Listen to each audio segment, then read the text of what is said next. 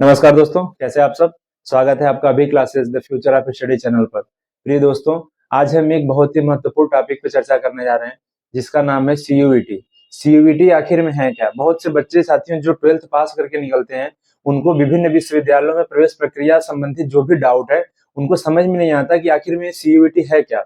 साथियों, पहले सीयूईटी नहीं होते थे। 2022 के पहले सीयूईटी से संबंधित सीयूईटी होती ही नहीं थी। इसमें क्या होता था कि जो भी यूनिवर्सिटी होती थी, हर यूनिवर्सिटी की अलग अलग क्राइटेरिया होती थी।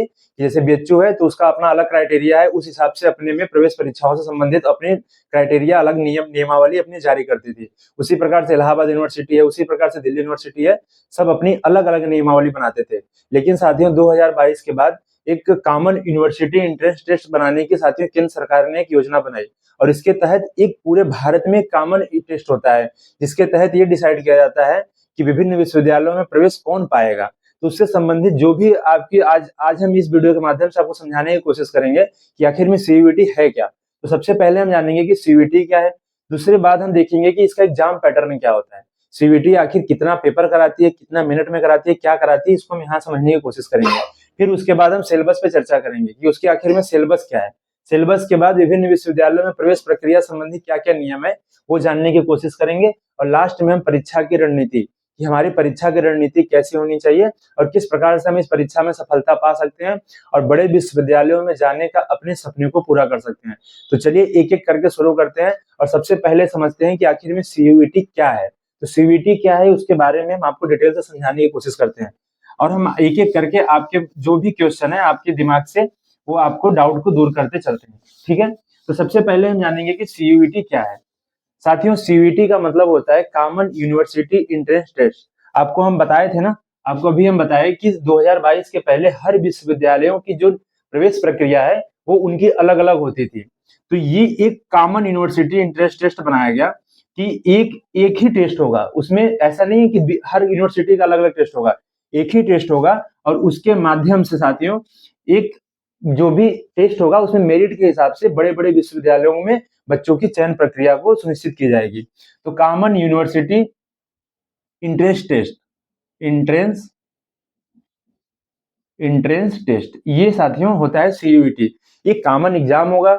साथियों पहले क्या होता था कि जैसे किसी स्टेट बोर्ड है, स्टेट बोर्ड में बच्चे बहुत ज्यादा नंबर लेके आते थे, सीबीएसई बोर्ड में बहुत नंबर लेके आते थे, कोई कोई स्टेट बोर्ड में नंबर उतना मिलता नहीं था। तो इसलिए बच्चों जो जैसे डीयू यूनिवर्सिटी है, दिल्ली यूनिवर्सिटी है, डीयू में क्या होता था मेरिट के हिसाब से जो 12 में जो 12th में जिस जो मार्क होता था उसके हिसाब से वहां पे एडमिशन होती थी। अगर मान लो सीबीएसई बोर्ड का बच्चा है जो 95 96 98% पाया है तो मेरिट में तो सबसे पहले आएगा वो। और जो स्टेट बोर्ड का है, बहुत से स्टेट बोर्ड है जो नंबर देने में कोताही करते हैं, नंबर नहीं देते हैं, वो 70-75% पे अटका हुआ है। हालांकि पढ़ने में सीबीएसई बोर्ड वाले से भी तेज है, लेकिन परसेंटेज ना आने की वजह से वो डी यूनिवर्सिटी में एडमिशन नहीं ले पा रहा है। तो इसलिए केंद्र सरकार ने इसको ध्यान में रखते हुए कॉमन यूनिवर्सिटी एंट्रेंस टेस्ट बनाया और ये डिसाइड किया कि हम लोग एक कॉमन टेस्ट कराएंगे पूरे भारत में, और पूरे भारत में टेस्ट कराने के बाद जो उसमें मेरिट बनेगी उस हिसाब से बच्चों को हम यूनिवर्सिटी उसको अलाट करेंगे और यूनिवर्सिटी में बच्चों की प्रवेश प्रक्रिया संबंधित जो भी नियमावली उसको सुनिश्चित करेंगे। तो इसलिए एक टेस्ट की सीयूईटी बनाई गई। सबसे पहली बात आपके दिमाग में आता होगा कि ये कंडक्ट कौन कराता है। तो साथियों ये नेशनल टेस्टिंग एजेंसी एनटीए साथियों इसको कंडक्ट कराती है, और एनटीए ही इस पूरे भारत में इसकी परीक्षा को सुनिश्चित करती है।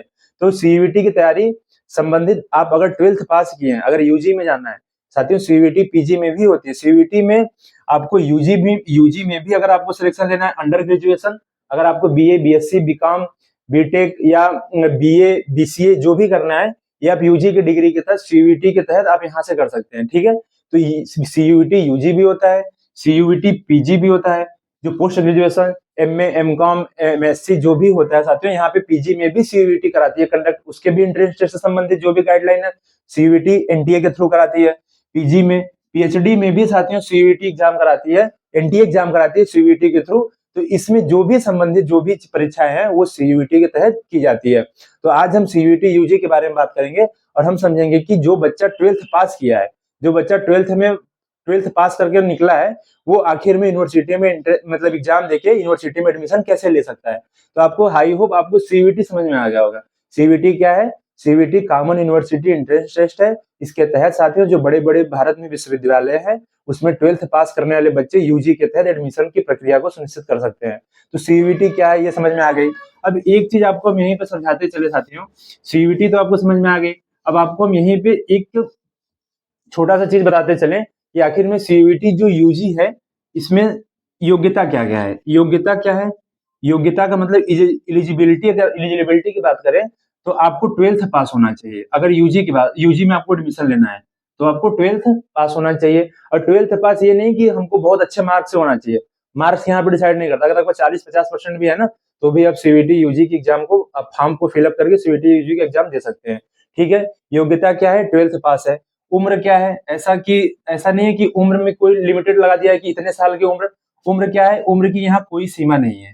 ठीक है, कोई भी व्यक्ति सीयूईटी की एग्जाम दे सकता है और यहाँ पे अपनी यूनिवर्सिटी में संबंधित जो भी है प्रक्रिया उसमें यहाँ पे सुनिश्चित कर सकता है।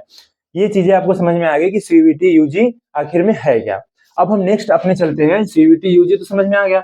अब हम नेक्स्ट चलते हैं कि सीयूईटी यूजी से संबंधित जो एग्जाम पैटर्न है वो एग्जाम पैटर्न क्या है। चलिए हम आपको समझाते चलते हैं। सीयूईटी, आई होप आपको सीयूईटी क्या है वो समझ में आ गया होगा। अब हम एग्जाम पैटर्न की बात करते हैं कि एग्जाम इसकी कैसे कैसे होती है, एग्जाम में क्या क्या पूछता है और एग्जाम पैटर्न इसकी क्या है। तो आपको हम बताते चले साथियों, सीयूईटी एग्जाम जो होती है ये 3 पार्टों में डिवाइड होती है। पेपर जो होता है वो 3 पार्ट में डिवाइड होता है। पार्ट 1, एक एक चीज ध्यान से समझना, पार्ट 1, पार्ट 2 और पार्ट 3। अब आप कहोगे सर ये पार्ट 1, पार्ट 2, पार्ट 3 क्या है, ध्यान से समझना, आपको बताते चलते हैं। पार्ट 1 साथियों क्या होता है, यहाँ पे लैंग्वेज होता है। लैंग्वेज में एक भाषा आपको चूज करना होता है, ये आपके ऊपर डिसाइड है कि आप कौन सी भाषा को चूज करेंगे।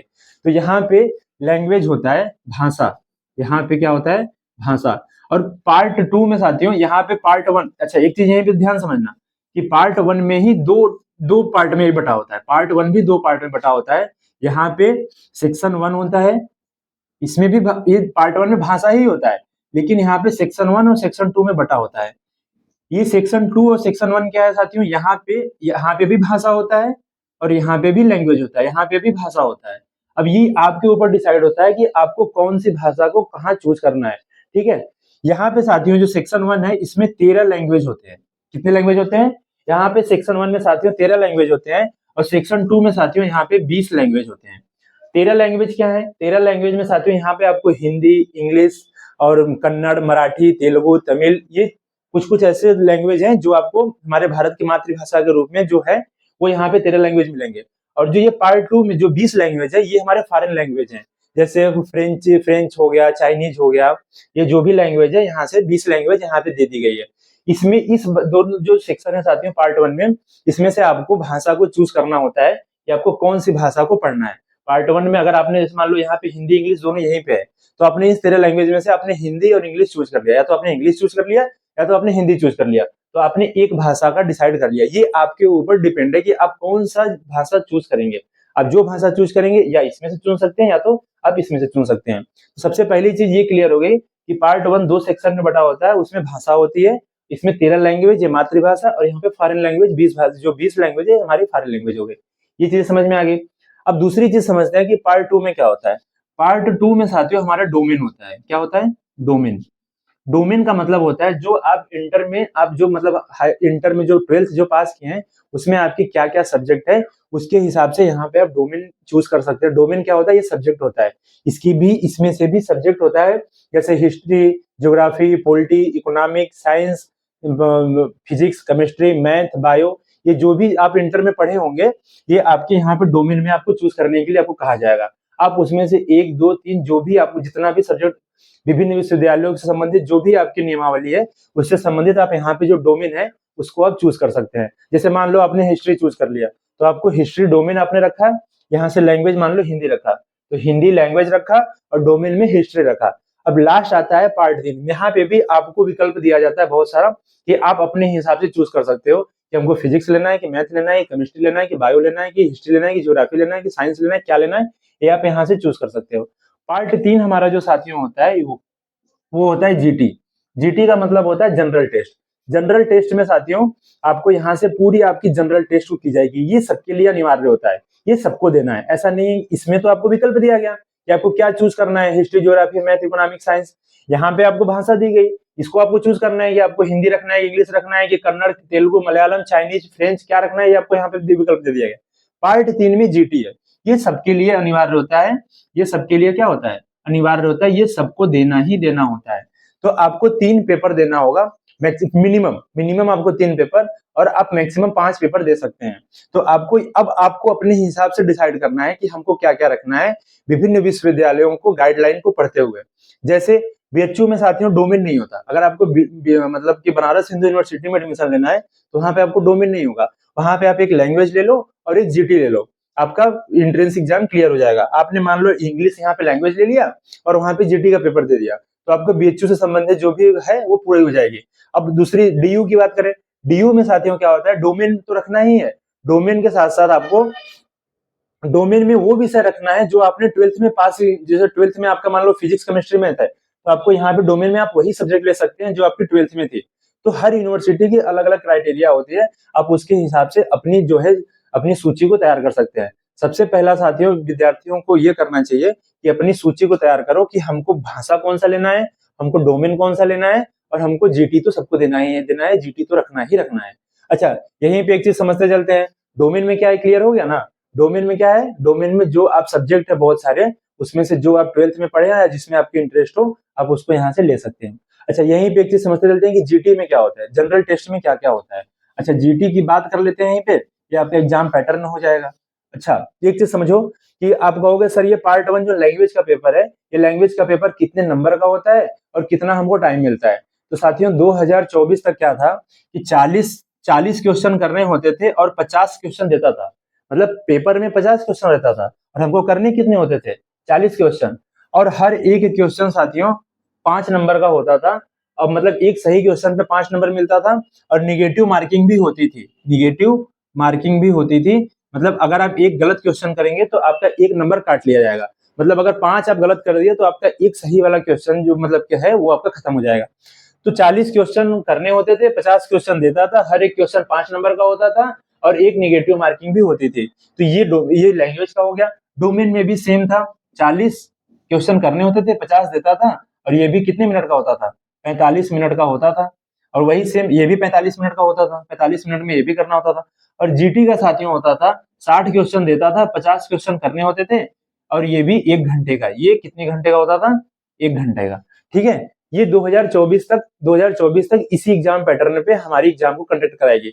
लेकिन साथियों एनटीए ने 2025 से संबंधित एक महत्वपूर्ण गाइडलाइन जारी की है। इसमें कहा है कि सभी पेपर 50-50 क्वेश्चन के होंगे।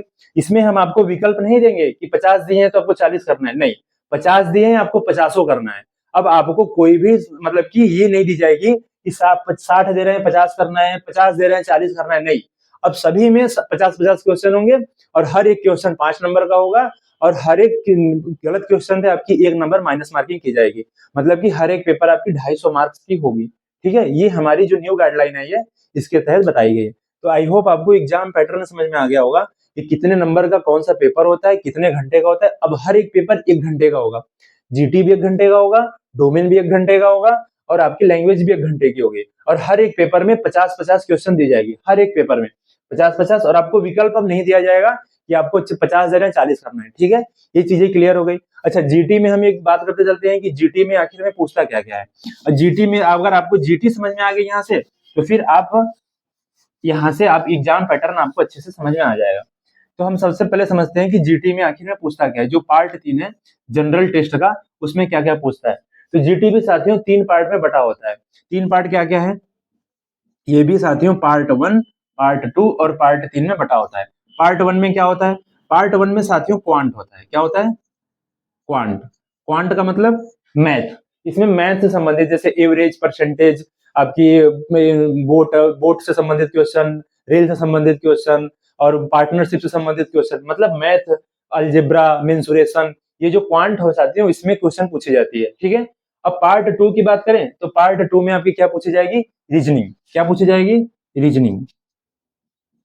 मतलब कि जो 50 क्वेश्चन पूछा जाएगा आपसे, इसमें क्वांट भी रहेगा, इसमें रीजनिंग भी रहेगा, और नंबर 3 में आपकी आती है वो जी की जीएस। क्या आती है, जनरल नॉलेज और जनरल स्टडीज। ठीक है, जनरल नॉलेज और जनरल स्टडीज। मतलब कि आपकी सामान्य ज्ञान और सामान्य अध्ययन से संबंधित जो भी आपकी क्वेश्चन है यहाँ पे दी जाएगी। अब आप कहोगे सर कितने कितने क्वेश्चन 50 में से रहेंगे? ऐसा कोई एनटीए ने ऐसा कोई गाइडलाइन नहीं दिया है कि कितने कितने क्वेश्चन रहेंगे। ये 50 क्वेश्चन में तीनों मिक्सअप रहेंगे। मान लो ये 10 हो गया, ये 15 हो गया, 25 और 25 ये दे दिया, ऐसे भी कर सकता है। या 18 कर दिया, 17 कर दिया और ये 25 कर दिया। तो आपको पूरी तैयार करनी होगी, आपको क्वांट भी तैयार करना होगा, आपको रीजनिंग भी तैयार करना होगा, आपको जीके जीएस भी तैयार करना होगा। जीके जीएस में क्या पूछता है?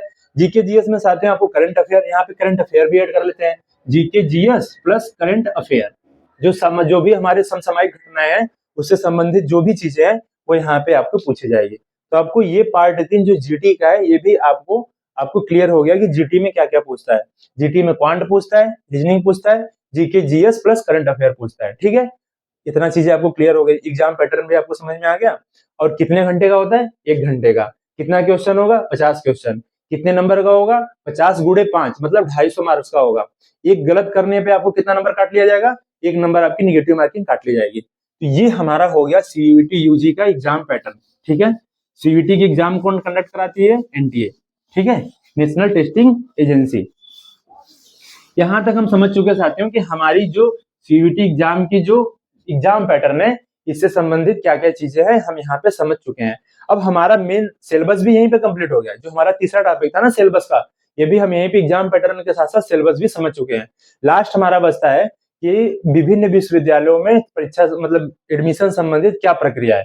तो अगर हम इसको समझते चलते हैं यहीं पे, जैसे आपको हम अभी बीच में ही बताए कि अगर बीएचयू की बात करें, बनारस हिंदू यूनिवर्सिटी की, तो इसमें डोमेन नहीं पूछता है। इसमें आपको एक लैंग्वेज चूज करना पड़ेगा, एक आपको लैंग्वेज चूज करना पड़ेगा, एक आप भाषा रख लीजिए, या भाषा में आप कुछ भी रख सकते हैं, हिंदी, इंग्लिश, कन्नड़, तेलुगु, मलयालम, जो भी आप रखना रख लीजिए। और उसके बाद जीटी। अगर आप यहाँ पे दे दिए एक भाषा और जीटी, तो आपकी यहाँ पे क्या हो गई? आपकी बीएचयू से संबंधित जो भी एंट्रेंस है ये आपकी, आप यहाँ से मेरिट के हिसाब से आप बीएचयू में एडमिशन ले सकते हैं। बीएचयू की बात, अगर हम दिल्ली यूनिवर्सिटी की बात करें, डीयू की बात करें, दिल्ली यूनिवर्सिटी में साथियों लैंग्वेज में आपको इंग्लिश रखना अनिवार्य होता है। आपको जो भाषा है इसमें आपको इंग्लिश रखना होगा। सबसे पहली बात, भाषा में आपको लैंग्वेज में क्या करना होगा? इंग्लिश रखना होगा। दूसरी चीज, डोमेन में आपको क्या करना होगा? अगर आप दिल्ली यूनिवर्सिटी में एंट्रेंस एग्जाम पाना चाहते हैं, दिल्ली यूनिवर्सिटी में एडमिशन लेना चाहते हैं, तो डोमेन में आपको जो भी आपने 12th में, जैसे आपका 12th पीसीएम ग्रुप से है, फिजिक्स केमिस्ट्री मैथ से, तो आपको डोमेन में वही सब्जेक्ट रखना होगा। फिजिक्स केमिस्ट्री मैथ आप वही ले सकते हैं जो आपको 12th में है। ऐसा नहीं कि आप 12th से बाहर जाके बियॉन्ड जाके आप कुछ भी सब्जेक्ट ले सकते हैं। तो डोमेन में आप वही सब्जेक्ट रखेंगे जो आपके 12th में है, प्लस जीटी। जीटी तो सबके लिए अनिवार्य है, जीटी तो आप कहीं पे रहोगे देना ही पड़ेगा। इलाहाबाद यूनिवर्सिटी है, तो इलाहाबाद यूनिवर्सिटी में भी साथियों आपको एक लैंग्वेज देना पड़ेगा। और डोमेन में साथियों वहां पे एक जो है आपको आर्ट्स का सब्जेक्ट रखना है, ह्यूमैनिटीज का सब्जेक्ट रखना होगा। जैसे हिस्ट्री रख लो, ज्योग्राफी रख लो, पॉलिटी रख लो, आपको एक वहां पे आर्ट्स का सब्जेक्ट या ह्यूमैनिटीज का सब्जेक्ट रखना होगा। और जीटी तो वहां के लिए भी अनिवार्य है। तो इस प्रकार से साथियों जो भी हमारे मतलब बड़े बड़े विश्वविद्यालय हैं, हर एक विश्वविद्यालय की अलग अलग क्राइटेरिया है, हर एक विश्वविद्यालय की जो है अलग अलग नियमावली है। आप उसके गाइडलाइन को पढ़िए और उस हिसाब से अपने डोमेन को, उस हिसाब से अपने लैंग्वेज को, और उस हिसाब से जीटी को, जीटी तो सबको देना है, उस हिसाब से आप अपनी तैयारी को कर सकते हैं। लास्ट हमारा आता है टॉपिक कि आखिर में इस परीक्षा की रणनीति क्या होनी चाहिए, इस परीक्षा की तैयारी हम किस प्रकार से करनी चाहिए। सबसे पहले साथियों मेरी एक बात यहीं पे ध्यान से समझते चलना कि अब ज्यादा टाइम है नहीं। परीक्षा का फॉर्म कब आता है? परीक्षा का फॉर्म साथियों फरवरी लास्ट या मतलब मार्च में आपकी परीक्षा की फॉर्म आ जाएगी। एग्जाम कब होगा? एग्जाम आपकी, जैसे अभी इंडियन एक्सप्रेस में एक आर्टिकल आया था, इंडियन एक्सप्रेस में आर्टिकल के हिसाब से उसमें जो सीयूईटी के चेयरमैन थे उन्होंने बात किया एनटीए के, उन्होंने बोला कि जो हमारी एग्जाम होगी वो मिड मई मतलब कि 15 मई के आसपास हमारी यूजी की एग्जाम को कंडक्ट कराया जाएगा। 15 मई में एग्जाम कराई जाएगी और उसके बाद 15 मई को एग्जाम कराई जाएगी। रिजल्ट जो है जून के फर्स्ट वीक में आ जाएगा और जुलाई से हमारी जो है क्लासेस जो यूनिवर्सिटी में कक्षाएं हैं जुलाई के फर्स्ट वीक से शुरू हो जाएगी। तो उन्होंने ये बताया है एग्जाम कब होगा? 15 मई। आप फरवरी में एंट्री करने वाले हैं, ठीक है, जनवरी आपकी खत्म होने वाली है, आप फरवरी में आप बोर्ड का एग्जाम भी देंगे, आपका बोर्ड का एग्जाम भी चल रहा होगा। तो अगर आप अभी आपके पास टाइम है तो आप अपना कुछ कुछ चीजें देखते चले, नहीं तो आप फरवरी के बाद आप मान लो कि आपको फरवरी में आपका एग्जाम खत्म हो जाएगा, आपके पास मार्च, अप्रैल और 15 मई लगभग 70-80 दिन बचेगा। आप उस 70-80 दिन में अपने आप को एक मतलब बेहतर धार के साथ, एक बेहतर तैयारी के साथ आप अपना लैंग्वेज, जीटी और अपना डोमेन तीनों तैयार करके आप इस एग्जाम को दे सकते हैं। तो आपकी परीक्षा की रणनीति क्या होनी चाहिए? पहले आप अपने बोर्ड को एग्जाम को निपटाइए और बोर्ड के एग्जाम को निपटाने के बाद आप इसमें कूदिए और आप 50-60 दिन, हालांकि साथियों इतना आसान ये है नहीं, जितना आसान आपको हम बता दे रहे हैं कि 40-50 दिन में आपका क्लियर हो जाएगा, इतना आसान है नहीं। तैयारी करने वाले बच्चे साथियों सीयूईटी के साल भर, मतलब इंटर के बाद, मतलब 12th पास के बाद वो 1-1 साल का ड्रॉप आउट लेके सिर्फ सीयूईटी की तैयारी कर रहे हैं। तो ठीक है, उनसे भी आपका कंपटीशन होगा, लेकिन आपको अपने तरीके से पढ़ना होगा। ठीक है, आप बोर्ड का एग्जाम दीजिए, बोर्ड के एग्जाम के देने के बाद आप इसकी तैयारी को शुरू कीजिए, पहली बात। दूसरी बात कि हमको क्या पढ़ना है, कहाँ से पढ़ना है, क्या पूछता है। तो साथियों जो एनटीए ने सीयूईटी से संबंधित जो गाइडलाइन जारी की है, उसमें बताया है कि आपको एनसीईआरटी की बुक पढ़नी है। क्या पढ़नी है? एनसीईआरटी की बुक पढ़नी है। एनसीईआरटी से बाहर कुछ नहीं जाएगा, पहली बात। दूसरी बात, करंट अफेयर कहाँ तक पढ़नी है? तो मिनिमम ये नहीं बताया कि करंट अफेयर कहाँ तक पढ़नी है, आपको 1 साल की करंट अफेयर तो जाननी ही जाननी होगी। जैसे कौन से रामसर साइट को जोड़ा गया, कौन से रामसर साइट को हटाया गया, रामसर स्थल क्या होते हैं, आर्द्रभूमि क्या होती है, हमारे जो पशु पक्षी जो वन है वो कितने हैं, कैसे हैं। ठीक है, विभिन्न जो महत्वपूर्ण घटना, नोबेल प्राइज किसको मिला, ठीक है, ये सब चीजें।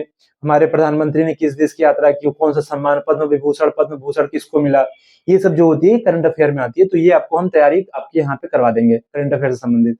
और जीटी में आपको, जीटी में तो क्वांट भी पूछेगा, उसमें मैथ, एवरेज, परसेंटेज, अनुपात समानुपात, लाभ हानि, बट्टा, ये सब आपको बेसिक बेसिक चीजें आपको एनसीईआरटी लेवल की पूछी जाएगी। तो ये सब चीजें आप एनसीईआरटी से और अपनी कुछ नॉलेज से अपना उसको तैयार कर सकते हैं। डोमेन की बात करें तो डोमेन आपका जो इंटर में पढ़े हैं, जो आप 12th में पढ़े हैं, वहां से आपकी क्लियर हो जाएगी।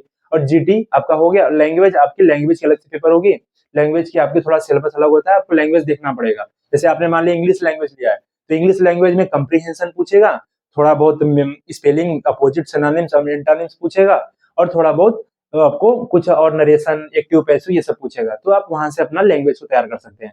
तो आई होप साथियों आपको परीक्षा की रणनीति से संबंधित, आपको तैयारी से संबंधित सारी चीजें आपको क्लियर हो गई होगी।